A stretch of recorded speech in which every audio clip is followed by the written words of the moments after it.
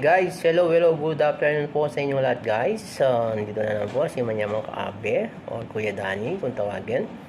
So, kung gusto niyo pong malaman kung ano po ang dapat natin pag-aralan dito kay Kuya Manyaman, so kung bago lang kayo sa aking channel, don't forget, like and share at pakikalambang na lang ang aking bell. So, para ma-notify kayo kay Kuya Manyaman. So, tawag mo nila sa akin kay Kuya Danny. Pero ang aking channel ay Manyamang Kaabe. So, mega lang shoutout po sa inyo mga kapatid. So kung bago ka lang sa akin channel, tara at pakinggan ako. So ano po ang ating pag-uusapan regarding po sa pagbaba ng mga revenue. Alam niyo po ba yung revenue ay hindi po, wala pong katotohanan. Ang sabi nila, pag daw hindi ka na nagdanood ng mga video at saka wala ka ng mga like, so may tendency nga po yung araw ay bababa yon. So magiging red. So, once na po nagbukas kayo at muli na naman po may nanood at taas na naman po yon. So, wag po kayong mag-alala bakit bumababa ang revenue. Pero, nandoon sa 365 days yun. Kaya kung gusto nyo pong matuto at matutunan, so tutok lang kayo kay Kuya Manyamang Kaabe. Ano? So, maraming natatakot. Bakit daw bumababa ang mga revenue? So, don't worry po. Kaya po bumababa ang mga revenue, ibig sabihin, yung araw lang po ang nagiging red yon. Pero yung mga record po, nasa analytic po yon, nasa 365 days. So, buksan nyo lang yung analytic. So, paano? Punta lang kayo sa inyong account, tick lang ninyo yon, customize channels, sa bandang left side. Meron kayong makikita doon at hanapin ninyo yung analytic, okay? So, pag tinignan nyo yung analytic doon, makikita nyo na lahat yung mga sunod-sunod na pagkaka-arrangement po ninyo, ano, di ba? Kung gusto nyo makikita doon sa 7 days, nandoon din po. So, nandoon din po sa 365 days. So, don't worry po. I-compare po ninyo kung may nabawas doon. At doon nyo balikan si Manyamang Kaabe kung tama yung kanyang sinasabi. Okay po? Kayo pong mga baguhan sa YouTubers, huwag kayong mag-alala. Palagi nyo na lang sinisisi si Kuya, si Lolo. Naku po, mapapalo kayo kay Lolo kung palagi ninyong sinisisi si Lolo. Huwag kayong magpapadala sa mga sabay-sabay po, ano? So, no. Lahat po ng nandiyan dyan at na-reach ninyo at ibinigay ni Lolo, nakarista po yon, okay? Hindi po yun mawawala.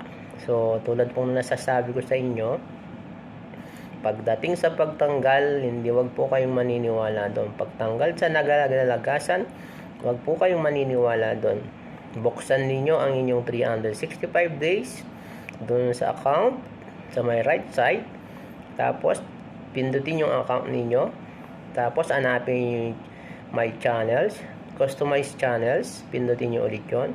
Tapos, dito sa may left side, hahanapin naman ninyo yung mga dapat nyo alamin doon. Kung gusto nyo pumunta doon sa dollar sign monetization, subscriber, mga watch hour, nandoon din po.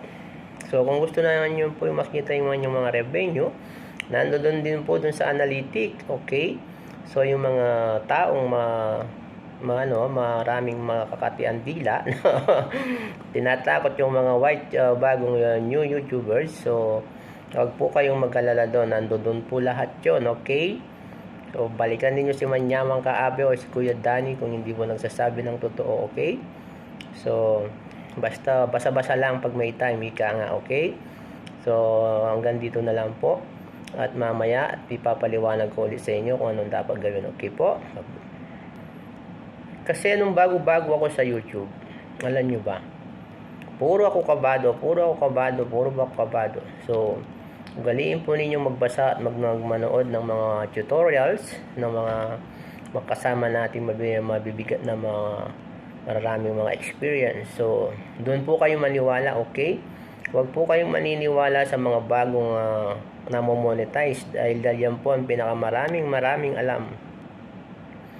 So, lahat po ng mga na bagong monetize natatakot dahil sa ganun, hindi kasi nila pinapaliwanag at hindi nila itinuturo ng tama.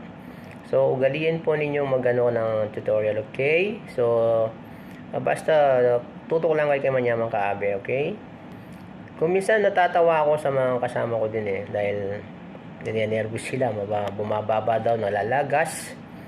Bakit wag po? Pati yung mga ninja natin naapektuhan na sa mga taong hindi nakakaintindi. Kasi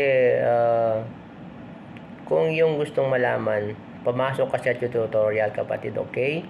So wag kang maniwala dun sa mga bagong nagpapaliwanag pa lang. Kasi tulad ng nasabi ko sa inyo, pag isang tao na monetize na, marami na yan alam. So ang nalalaman lang niya, yung nakwento lang niya dun sa kakilala niya. Pero kung magpo-focus kayo sa mga tutorial, so free tutorial, nandiyan dyan po lahat yan, okay? So naku, wag kayong maniniwala sa mga ganyan. Hindi po tayo nababawasan, hindi po tayo nalalagasan, okay? So always check po ninyo dun sa inyong monetization $sign, o kaya nandoon sa 365 days, o kaya dun sa lifetime. Saan po makikita yan? Tulad po ng nasabi ko sa inyo, nandoon po sa account ninyo dito sa may right side, yung bilog na logo na may avatar, pindutin yon. At tapos hanapin ninyo yung Moneta Channel Studio po, okay? So nandiyan lang po lahat yon. May command po, okay? So customize channel, hanapin sa right side. Tapos pindutin yon. Punta kayo dito sa my left side. Lahat ng gusto nyong malaman, nandoon po lahat. So next time po gagawa tayo po ng tutorial dyan, okay? So si Manyamang Kaabe, don't forget like and share po. Kung bago ko lang kayo sa channel ko, tayo magtulungan at magtanungan, dagdag kaalaman. Pag may knowledge, may power, okay po? So hanggang sa muli, tutukan ninyo ang aking channel, si Manyamang Kaabe or kay Kuya Danny, okay? At salamat po, bye bye.